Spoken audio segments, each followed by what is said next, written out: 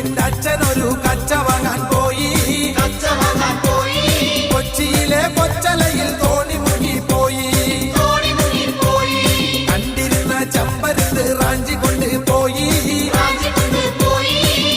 തെക്കൊരു തൈമണലിൽ കൊണ്ട് ചെന്ന് വെച്ചേ. കൊച്ചു കുഞ്ഞിന്റെ അച്ഛനൊരു കച്ച വാങ്ങാൻ